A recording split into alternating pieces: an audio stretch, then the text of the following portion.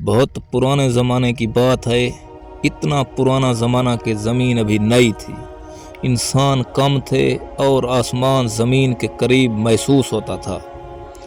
اس وقت لوگ زیادہ طاقتور تھے، لمبی عمریں پاتے تھے اور دنیا کی چیزوں میں گم ہو چکے تھے۔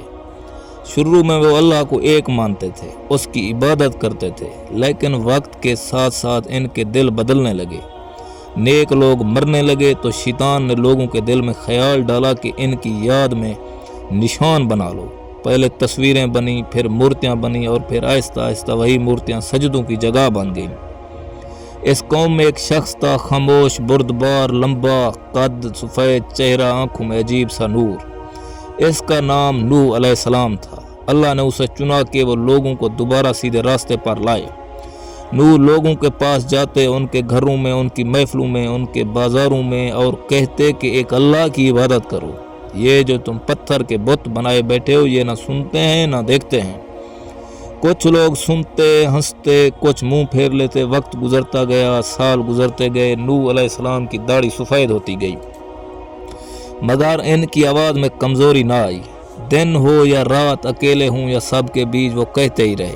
بعض اوقات لوگ ان پہ کیچڑ پھینکتے، کبھی پتھر مارتے، کبھی گالیاں دیتے، بچے ان کے پیچھے لگ جاتے، ان کا مذاق اڑاتے، لیکن نوح رکتے نہیں تھے۔ سال گزر گئے، 200 سال، 300 سال، نوح کے ہاتھ کانپنے لگے مگر دل مضبوط رہا۔ لوگ کہتے کہ یہ پاگل ہو گیا ہے، یہ کیوں نہیں مان لیتا کہ ہمارے معبود ہی سچے ہیں۔ نوح اپنے گھر آتے، سجدے میں گر جاتے، پھر اگلے دن دوبارہ نکل کھڑے ہوتے۔ وقت کے ساتھ ساتھ ان کے گھر میں بھی درد بڑھنے لگا۔ ان کا ایک بیٹا تھا، جوان، طاقتور، مگر دل سے خالی۔ نوح سے دیکھتے، بات کرتے، سمجھاتے، مگر وہ بھی قوم کے ساتھ ہنستا تھا۔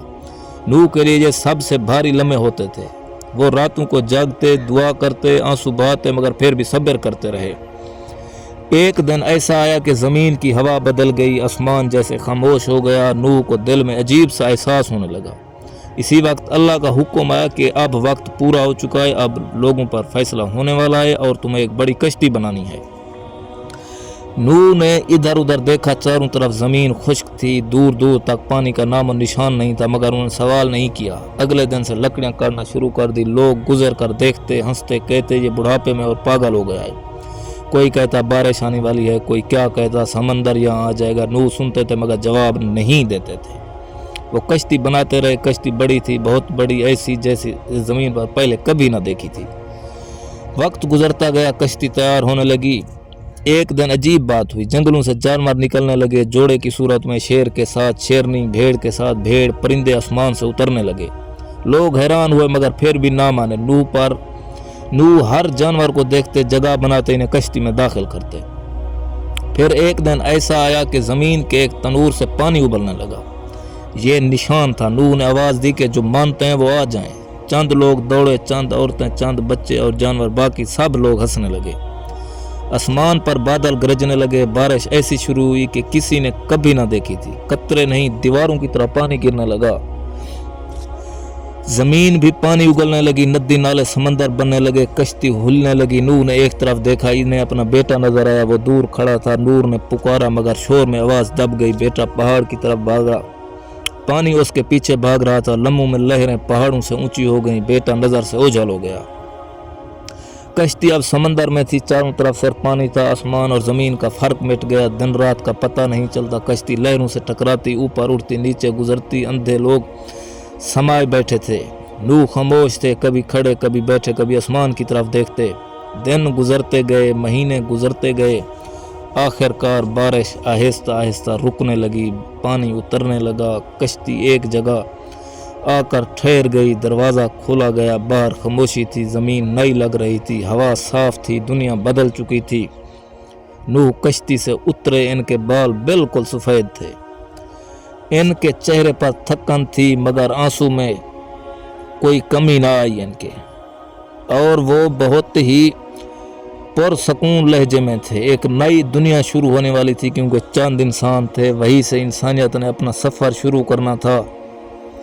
حضرت نوح علیہ السلام کو اس بات کا ارمان دل ہی دل میں کھائے جا رہا تھا کہ دیکھو میں نے لوگوں کو اسلام کی دعوت دی، اللہ کا پیغام دیا، مگر وہ نہیں آئے۔ ان سب سے زیادہ حضرت نوح علیہ السلام کو اس کو اپنے بیٹے کا دکھ تھا۔ کشتی جہاں کر آ رکی تھی وہاں زمین ابھی گیلی تھی، لیکن پھر بھی حضرت نوح علیہ السلام نے ہار نہیں مانی، نیا گھر بسایا، لوگوں کو دعوت تبلیغ دیتا رہا۔ جو لوگ جو جوڑے بچے تھے ان میں سے پھر آہستہ آہستہ لوگوں نے اپنی زندگی شروع کر دی، دنیا پھر سے آباد ہونے لگی، اور وہ لوگ دل ہی دل میں اللہ تعالیٰ کا اور اللہ تعالیٰ کے حضور حضرت نوح کا شکریہ ادا کرتے تھے کہ تمہاری وجہ سے ہماری جان بچ گئی، بے شک تمہارا اللہ ہی سب سے بڑا ہے، قادر و رحیم ہے۔